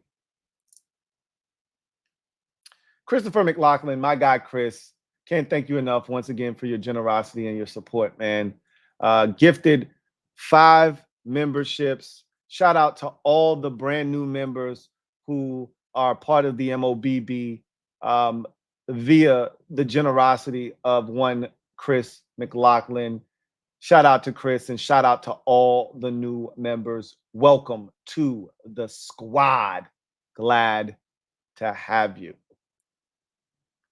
Duncan Wright, thank you for the super chat. Greatly appreciate you. Double up. Thank you for doubling up. All right. Hey, Lou, you seen the rankings? They said the Eagles are going back to the Super Bowl, and they say that Jalen Hurts will be a top 2 quarterback. Gravy, meh, baby. I haven't seen the rankings. I haven't seen anybody predicting the Eagles winning the Super Bowl, but they're going to be one of the teams that's among the favorites. They're probably going to be in most people's top 5 in terms of teams with the greatest odds to win the Super Bowl. And that's not wrong. I think they've improved their roster. I think there are a ton of question marks with the coaching staff, but from a roster standpoint, they are much better than they were last year. This was a roster that I told anybody that would listen, you're not better than you were in 2022, right? And you're relying on a lot of young players who are unproven, and it proved to be a problem. And then the corners got old, and they didn't have any replacement for those guys. The D-line and the linebackers weren't as good. And you saw it take its toll on that defense. Meanwhile, the offense was still solid, but it wasn't as good. You lose Shane Steichen, and the whole Brian Johnson thing didn't go as planned. And I don't know how much of that had to do with Nick Sirianni, but a lot of changes, right? A lot of changes. And Kellen Moore is now in there as your offensive coordinator. Vic Fangio is now your defensive coordinator. We'll see if these things work out for you or not. But you're a talented team. There's no ifs, ands, or buts about it. Now let's see what you do with that talent, right? Duncan Wright, been a member for 5 months. Greatly appreciate you, writes. You talk Commanders, Lou. That's all I ask of you. I'm going to talk Commanders. I'm also going to talk about other stuff. You know that. All right? You know that. DC Dude, thank you for the super chat. Greatly appreciate you. Thank you for being a member of the MOBB, who writes, if we don't trade for a receiver, De'Ami Brown will be our 3rd or 4th wide receiver. I'm blindly buying De'Ami stock. Good to see the Super Friends back. You be cooking them. So, De'Ami, I think is going to get an opportunity to be wide receiver 3 early on. Because there's this assumption that Luke McCaffrey is just going to jump in and he's wide receiver 3. And I'm a De'Ami fan, first and foremost. Let me state my position. I'm not one. I've always been one to ride for the guys I believe in. I rode for Kendall Fuller when y'all were calling him Baked ZD and all kinds of crazy cockamamie names and talking about this guy gets cooked all the time. I didn't give a shit. Sign me up for Kendall Fuller. He can play football. Is he a top-tier corner? No. Never said he was. But is he a damn good number 2 corner in this league? You bet your ass he is. And that was always my position. Our problem wasn't Kendall Fuller. The problem was we never had a guy opposite of him to put him in the position where he should have been, which is your number 2, not your number 1. But I feel the same way about De'Ami. Like, not that he's this top-tier receiver. He's not a 1. He's not a 2. He is a 3rd option, I believe. If given the going back to Terry, the same thing with Jahan too. Same thing applies to me. Volume, more opportunities. We threw the football 9 million times last year, but we were spreading it amongst bums. And not to be super disrespectful, but I didn't need to see Logan Thomas and John Bates getting targets. I didn't need to see that shit. I didn't need to see, Jamison Crowder and, backup receivers getting targets. I need to see my best guys getting the football. That's what I need. I don't want to hear this bullshit about coverage dictates where the football goes. No, I dictate where the goddamn football goes.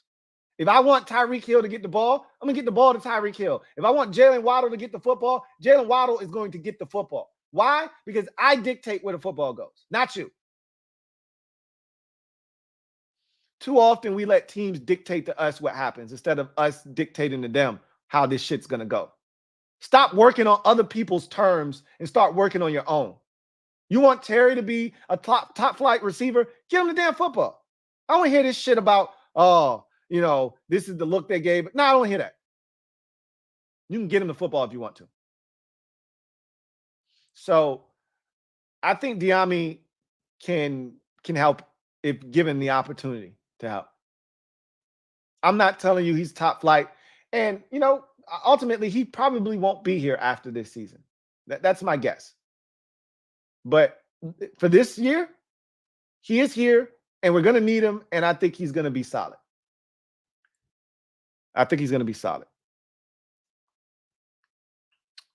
And I am glad to see the Super Friends back, too. Again, I didn't think it was going to happen, just to be honest with you. So it's good to be back. Feels good. DC Dude, thank you for the super chat. Greatly appreciate you. Thank you for being a member of the MOBB. Double up. Thank you for doubling up. Who writes, heck of an intro for the Super Friends, Lou. Are you for hire? First of all, I'm not even going to fake the funk. I did half the work there. I didn't do the heavy lifting there. Okay. So I don't want you to think I'm some kind of, editing genius. That is not who I am. I'm smart enough to know what I'm good at and what I'm not good at. Okay. But I did half of the work there. But the heavy lifting part, the part that you were probably the most impressed with, I didn't do that. So let me make that clear. All right. So, but I have the vision though. I have the vision. Okay. I got it up here. I just need somebody else that can do the grunt work. Okay. Duncan Wright. Thank you for the super chat. Greatly appreciate you. My guy, Duncan Wright. Writes, Lord Brunson never gave props to Howie, yet you imply he has. I know that trick. You imply it and later becomes true. Lord Brunson is a Lord. You are nothing. Uh-oh, here we go. You started off so well. I don't know what that's supposed to be. To Brandon, and he never gave props to you. Tomorrow, Lou, I got more. Indeed. Slow down. Take a glass of water. You know how they show those Crown Royal commercials and they like, water break? Water break, Duncan. Water break. Water break. Red Wings 01. Been a member for 20 months. Truly appreciate you. Who writes, I'd count B-Wag, Terry, Payne, and or Allen top 100. Are you saying they're in the top 100 or they're the honorable mentions that you would consider? I don't have a problem with that list if you're saying they're outside. I don't think any of those guys are in the top 100. Maybe Bobby Wagner's still there. Maybe. There's a chance. You lead the league in tackles. That speaks volumes, right? I bet you he probably had a sack or two to go along with it. I don't know if he picked the pass off or forced any fumbles. I'd have to look at all of that stuff in the totality of what he did last season. But you lead the league in tackles. That's pretty goddamn good. So, are you saying they're in or around the top 100? Red Wings 01. Thank you for the super chat. Greatly appreciate you. Thank you for being a member of the MOBB. My guy, Red Wings 01 writes, by the way, I can't believe in the span of about 3 weeks, we've lost Bill Walton, Larry Allen, Jerry West, and Willie Mays. 4 legends, including arguably the baseball GOAT, gone like that. Crazy rip to them. I told you, death is a crazy thing, and it comes in like threes. But to your point, I think the 3 that I lumped in here was Walton, West, and Mays. Right? A little bit before them, but they were all kind of, like you said, in a span of about 3 weeks. It was really just crazy how it happened. And, it's just wild, man, when you see how crazy, these things happen. Like, it's one thing when it's Willie Mays, to say, hey, kid, 93 years old, lived a hell of a life. As you mentioned, one of the greatest baseball players ever, the over-the-shoulder catch. I've seen that thing at least 1 trillion times in my life. I heard Buster Only say the other day that he thinks that should be the MLB logo, right, of him making that over-the-shoulder catch. I love the fact that you would like to honor him in that way. The baseball logo is fine. Leave it just how it is. I think if anything, you could, do what you've done for Jackie Robinson if you want to do something and honor him by having a day where everybody wears his number. Nobody in the major leagues is allowed to wear 42. You could do the same thing for Willie Mays if you wanted to, if you really wanted to honor him in that regard. But, he lived a long life. Same could be said for Bill Walton, even though he probably, I don't know how old Bill Walton was, but he was up there in age, right? So it's those guys. Jerry West was an older guy, lived a long life, impacted the game, and he's going to be in the Hall of Fame 3 different times. No other individual is in the Hall of Fame 3 times. Jerry West is going to be the first. Allen was the one where I was like, whoa, bro, what? This guy's like 53 years old? What? On vacation with his family in Mexico? That's crazy. As I continue to get older, like, health is nothing to play with, So, wow, it's insane. I definitely agree with you. It's crazy. Swaggy P, Thank you for the super chat. Greatly appreciate you. Thank you for being a member of the MOBB, who writes, this comment is more for the Music Head University channel, but that Kendrick Lamar concert on Amazon was fire. I'm exhausted like I was there live and was jamming from my couch the whole time. Somebody else brought that up to my attention. I didn't know that they were having a concert on Amazon Prime. I'm pretty sure it's up there though, so I'm gonna have to go check it out. I've heard rave reviews about it. So, and speaking of Music Head University, I got some content brewing for that. I've been kind of slacking because I've been handling a lot of administrative stuff, the relaunching of the Super Friends, and trying to track down guests to come on for the summer series and all of this. I've been being stretched in a bunch of different directions. Got Bleacher Report obligations for the Memphis Grizzlies, and so I'm all over the place, right? As you can imagine, this is what I want, right? I want to be in demand. I want to be doing a lot of different things. I want to be stretched in multiple directions, but I also don't want to lose sight of, doing what I love. And I love doing Music Head University, and it was gaining some steam and some traction. I don't want to lose that. So I got some content coming for that here shortly. So stay tuned to that. But I definitely want to check that out. Maybe I'll do a video on that. If I watch it, I'll do like a little quick recap or something. Anyway, thank you for that. Duncan Wright, thank you for the super chat. Greatly appreciate you. Duncan writes, truthfully, what do you think of Dejon Cooper? No trash. Cooper DeJean. Okay, can you at least get his name right? Can you at least do that? He does play for your favorite team, after all. Cooper DeJean is a good player. He has immense potential. I actually think he is a safety at the NFL level. I think he can get cooked as a corner, but I do think he has things you can't teach. His instincts and his ball skills are top notch. I just think you can run by him. You can create separation from him.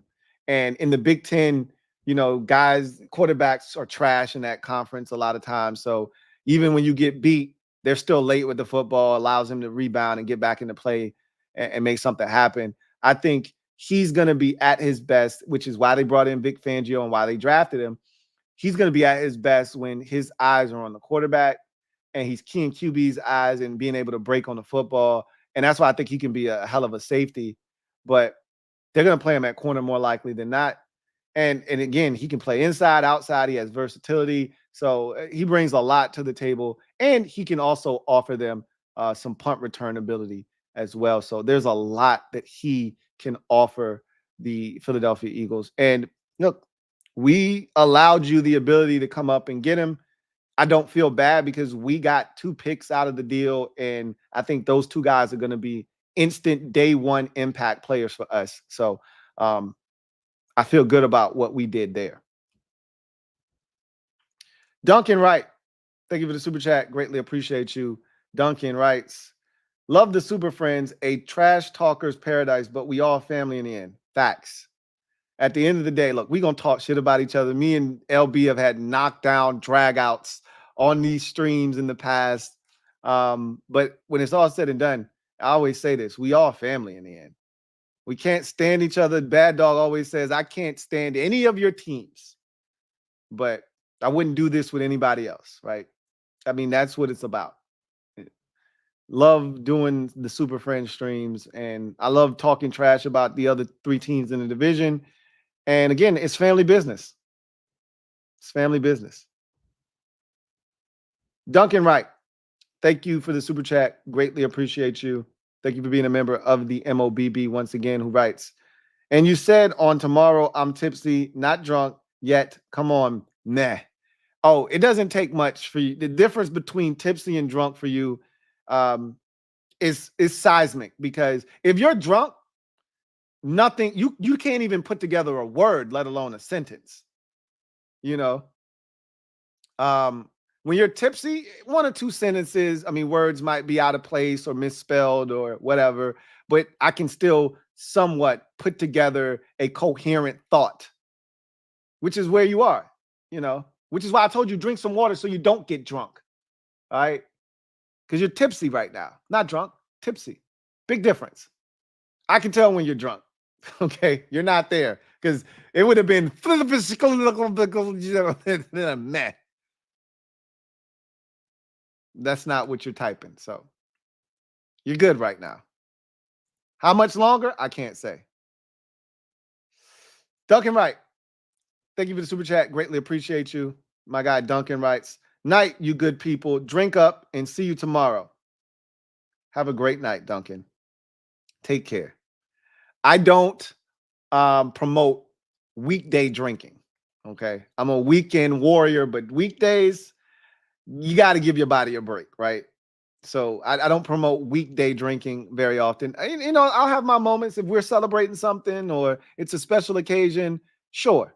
Right. But I'm not an everyday drinker. That's how bad habits are formed. So I'm not going to promote drinking up. I hope you enjoyed your Juneteenth, though. And if you wanted to have some drinks for Juneteenth, absolutely. You have my blessing. Knock yourself out.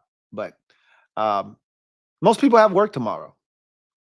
So I wouldn't promote knocking back anything. But we are getting close to the weekend. So that is happening. Anyway, I digress. That is going to do it for me. Your man Louie T here on the Command Post Live. Somebody asked, what does TCPL mean? The Command Post Live. It's not rocket science. It's pretty easy. Normally at the beginning of the video or the title, it says the Command Post Live. If I don't have enough space to fit the title of the video, I have to shorten certain things. I don't like shortening the Command Post Live, but if I have to, I will. I'm stubborn. I've fought against that for years. Now I'm like, bro, what are we doing? Like, either you're going to say what you want to say or you're going to keep it at the Command Post Live. People know if they're showing up, they know what it is. Like, I've established it as a brand enough now that I can shorten it, and I think most of you understand what it is. But for those of you who don't know what it is, TCPL, the Command Post Live. If you see TCP, it's usually an upload. It's not live, and it's the Command Post. So I just thought I'd say that. Anyway, I digress. Y'all know what it is. Post up. Take command. I look forward to chopping it up with you guys next time. I don't know when that's going to be. I'm going to be honest with you. I don't know if I'll be. I do have a Bleacher Report obligation tomorrow. I don't know if I'll be doing a podcast tomorrow or Washington, related content. Probably won't be doing anything Washington related tomorrow. But you will get the John Keim Summer Series interview on Saturday at noon is when I'll upload that. And I'm going to do something between now and Friday, whether it's a podcast episode or something Commanders related. You'll get something in that window. So more likely than not, it'll be a podcast episode. Oh, update for some of you. My wife has watched the 2 episodes of Invincible and she's in. She's hooked. Ding! So we're going to get started on that. So I'll have some reports for you there and I'll tell you my findings. I'm not at my parents' house this weekend, so I don't know if I'm going to watch the And the Pick Is In. A lot of you have. I want to talk about that with you. I gave you homework, and then I didn't complete the damn homework myself. Shame on me. But when I watch that, we'll talk about that as well. But that's all podcast stuff. Anyway, I digress. Duncan Wright, thank you for the super chat. Greatly appreciate you. My guy Duncan writes, you on tomorrow? I might be. I'm not sure. Just depends on how I feel. And if I feel like there's something for me to talk about, I might be. If I'm not on tomorrow, I'll be on Friday at some point. It won't be Friday night, but it'll be Friday during the day or something like that. So we'll see. Stay tuned, right? That's the best I can give you is stay tuned, Duncan. Anyway, I digress. You guys have a good one. Take care. God bless and good night.